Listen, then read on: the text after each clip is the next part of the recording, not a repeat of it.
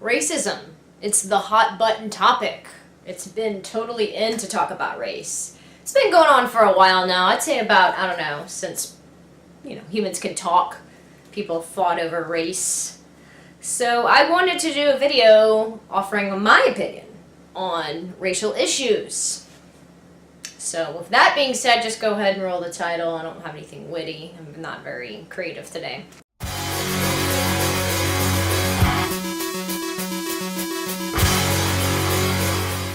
So I don't know if it's still relevant by the time that I actually edit and put this online, but everyone's talking about Colin Kaepernick again, and everybody's lighting Nike shoes on fire or whatever. That's the whole cool thing to do right now if you're a conservative. People have been arguing about race since the beginning of time, since people could talk, since people are aware that there are other races. People do it in academics, people do it online.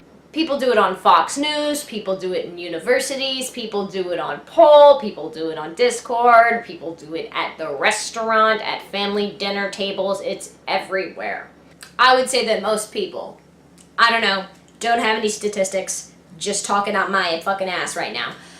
I think most people, when they hear the word racism, they think that you're either racist or you're not racist. I feel pretty confident saying that that's how most people are. Whether you're on the right, the left, it doesn't matter. Or if you're consciously aware of like the anti-SJW versus SJW like debate thing that's been going on YouTube the past 5 or so years, you'll know that SJWs or leftists, whatever you want to call them, they want to, or already say it is, they say that racism is power plus privilege. Which, in my sociology class that I took when I was in college, that was systemic racism, which is a type of racism, but that isn't just the word racism.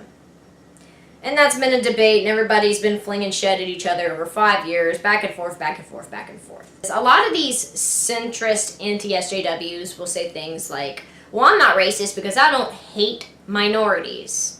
And then people on the left will be like, well, you kind of prop up alt-right talking points. So that in itself is kind of racist. There's, like I said, it's a big debate because nobody, for some reason, even the people who are alt-right ethno-state supporters, like the word racist. It's odd to me. If there was a word for people who don't like children, you could call me that. Because I don't like children. I don't like them. Every once in a while, there'll be a really quiet one, and I'm like, that one's alright, but I don't like them. And now I don't want to form an ethno-state of adults only, or anything like that, or put all children to death, because that makes no sense. But I will outwardly say, I don't like kids. So I don't know why people who are racist don't just say they're racist. The only, alt-right figure that I'm personally aware of, that doesn't mean that they're the only one in existence, but the only alt-right figure that I know that outwardly says, yeah, I'm racist, is that Mike Enoch guy, the one that runs The Daily Show and something else. I don't know, he has like a website, but I've heard him say outright that he's racist. And I don't want to give that shithead any credit, but I have to kind of give him some sort of credit because at least he's admitting outright. I mean, even people like JF were like, I am not the racist, I just point out the scientific truth that the black people and the Jews are evil. It's okay. But anyway, the spectrum of racism. And before anyone says, oh, well, you're not allowed to have that opinion because you're white, no one cares what you have to say. Okay, then just don't watch this and click off. Why did you click on it to begin with? There's no reason. Okay, yeah, I'm going to talk about it. I'm going to talk about whatever the fuck I want to talk about. So yeah, I think there is a lot more nuance to the concept of racism in itself than people give it credit for. Well, maybe what you're doing is racially motivated. In the perfect world, if I was this authoritarian dictator that can just make up words and command the people, I would come up with new words to describe these racist actions, but I can't. So I'm just going to give them numbers for now. I could make up words and turn this into a comedy video and be like, la blah blah, like my video. But no, I'm just gonna do numbers because that just makes the most sense. So we're gonna go on a scale, like most things, on 1 to 10, with 1 being not racist and 10 being extremely racist. I'm just gonna talk about white people, and if that offends you, then okay, go away. Like, don't watch this. Stop watching now. Some people have already stopped watching because I'm talking about it, and then that's the people on the left. And now the people on the right are like, oh, why don't you want to talk about black and white racism? Like, okay, yes, it exists. There are black people who hate white people. There are Hispanic people who hate Asians. There are Asians who hate white people. Yes, I get that. So, the extremely racist, I would say that, your Mikey Knox, your Richard Spencers, all your openly alt-right people who want to form ethno-states and spend a lot of time, like creepishly a lot of time, talking about how black people and brown people are just inferior in every aspect except fighting and sports. They always give them credit there. But yeah, they want to form an ethno-state. They use the N-word unironically. They're KKK, whatever, KKK neo-Nazis. Apparently those two groups don't get along. I didn't realize that. But yeah, that would be a hard 10. There's no question. There's no debate. There shouldn't be any debate if someone in the KKK or a neo-Nazi is racist. It's kind of like their identity. Their identity is like this collectivist, like, non-melanin people only. Well, actually, depends on whatever Aryan guy you talk to. I'm not cool enough. I'm like Italian, and that's bad, I guess. So, yeah, I know. Contrary to popular belief, the big nose is not Jewish. It's an Italian big nose, so get it right. So let's scale it back a bit. So we've established a hard 10 racist. Don't think I need to go into any more detail there. Let's talk about someone who's not as racist as a hard 10, but they're still, past the 5 on the spectrum. Let's just give them a 7. This is going to be your typical Fox News person. Your neocon, maybe an alt-right person, someone like Gavin McInnes, Steven Crowder, Tucker Carlson. They don't use the N-word because, they wouldn't use that word, at least publicly.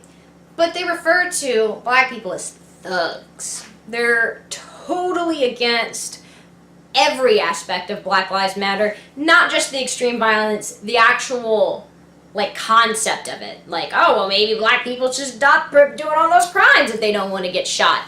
I mean, my counter to that is, okay, even if so-and-so was selling cigarettes on the street and they didn't listen to a cop, since when does that grant you the death sentence? But this is not a video on that, so I'm not gonna, I promise, no tangent from me. These type of people don't really like racial minorities, and they believe a lot of stereotypes about them. They may avoid them when they can, especially thuggish-looking minorities. But I don't want to say that they actively hate them. They're not, throbbing with hatred like the alt-righters are. They're just kind of scared. Oh, those dark brown people. I hear they have a low IQ and they commit a lot of crimes. I'm going to go over here. But these types of lighter racists will allow a token black person. Oh yeah, that's Jonathan. Yes, he's a nice married man. He makes $200K a year. We're in the same golf team. That's right. I don't hate black people.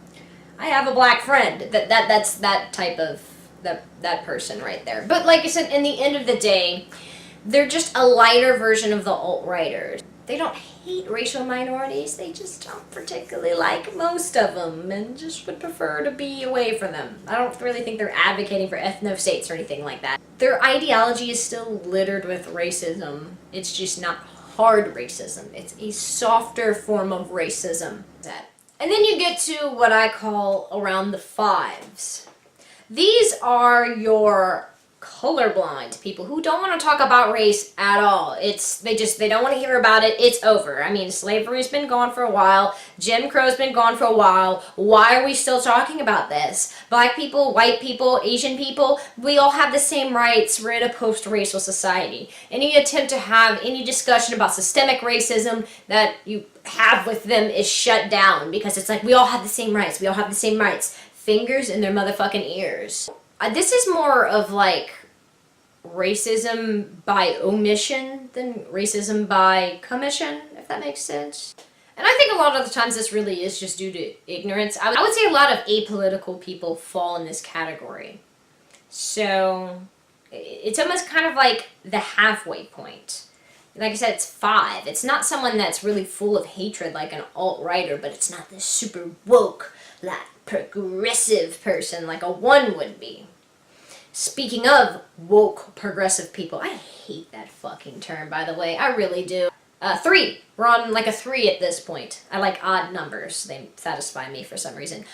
These are the woke people, but these are your white guilt woke people who go out of their way to infantize the minority classes. They constantly virtue signal that they're not racist. And it's kind of condescending. You'll see this a lot on those like neo-leftist websites that push a lot of these progressive SJW ideas. Or they'll have to have that kind of like that attitude. Actually racist as fuck. Literally racist as fuck. But yeah, these are the type of people that, you know, if they're a white person and there's a bunch of minorities around, they'll like say something like, haha, yes, just like you other people, I am not like the other whites. White people be crazy, yo. Like, it's those type of people. Where you can tell they're still kind of uncomfortable because they're so consumed of white guilt. And they try to overcompensate. And it's very, very obvious. Now, this doesn't come from a position of hate at all. And is definitely not coming from a position of authority, some sort of biological authority or something like that.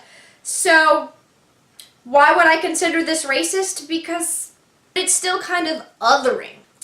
And then you get to, in my opinion, the least racist you can be, where you're aware of systemic racism on a macro level, and you try to keep yourself pretty educated and not be an offensive prick to people of different races, but on a personal level, on a micro, interpersonal level, you just try to treat people like people.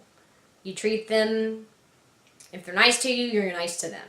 You don't go out of your way to kiss their ass because they're a racial minority, but you don't think you're better than them because they're a racial minority. You can be aware and learn about systemic racism and, you know, actively try to not contribute to that. But you don't do it in such a way that it's extremely condescending and you don't infantilize the racial minority. Oh, poor little you, poor little you. You know, that's why when people talk about race relations in America, like, I guess I kind of have like a centrist point of view. I don't like to, really don't like to be that centrist person. But I think that systemic reasons can explain a lot of the crime and poverty in black communities, and I can understand that to a certain extent. But a lot of people like act like it's a fucking pacifier, where it's just like, well, you know, they can't be blamed. It's like, yes, they can be blamed. They're still doing things that are morally and legally wrong. But it makes more sense, like I said, on a sliding scale, for a poor black person to steal a bag of chips from a convenience store versus a rich white kid who lives in the suburbs who steals just to see if he can. You know, both are wrong. Both are stealing. I have more sympathy for the person that is poor that steals than the person that is stealing who is, you know, who has the money, who can ask for daddy's credit card to buy a whole fucking case of cheese balls or whatever. Like, I just don't like it when people look at things in, no pun intended, black or white. Where sometimes people go too far and they just coddle racial minorities and be like, you know, they just do what they do because of oppression, and it's okay. And if you like criticize that, you know, you're a white person and you wouldn't understand. It's like, no, it's not that simple. There's more nuance to it than that. It's not as simple as you do these actions, but once you cross this line, bam, you're a racist. Like I said, everyone has certain aspects about them which can be seen as racist. It just depends on where you fall in the spectrum. Are you a fucking Kekistani person that hangs out in Pool and looks up to Richard Spencer? Or are you someone who actively tries to not contribute to a racist society and treat everyone as equally as you can, but without going too far on the other side and just like demonizing your own race? I mean, like I said, everyone falls somewhere on that spectrum. And I wish we had better terminology because just racist or not racist. It's like this fucking weapon that you can throw at people. Like when people talk about Donald Trump as a racist. Do I think Donald Trump is a racist? I think he's pretty racist. I think he's just really, really stupid, mostly. I think he's a fucking idiot. But I think it's more of like racism from lack of intelligence. I don't think he's one of those slick racists, like someone like JF, who is actually an intelligent person who has a fucking doctorate. He's a biologist, or someone like Richard Spencer. I don't know if he has a doctorate, but I know he at least has a master's in something. These are evil people that are very manipulative and smart. Donald Trump, he's just so fucking stupid, guys. Like, seriously. That's where I'm at with that. That's how I feel about Donald Trump. Well, that's pretty much it. That is my breakdown of racism and how I think it all works. If you agree with this and you like this video, give it a thumbs up, share it, and yeah, subscribe and all that kind of shit. All the stuff that you're supposed to say at the end of a YouTube video. I'm out.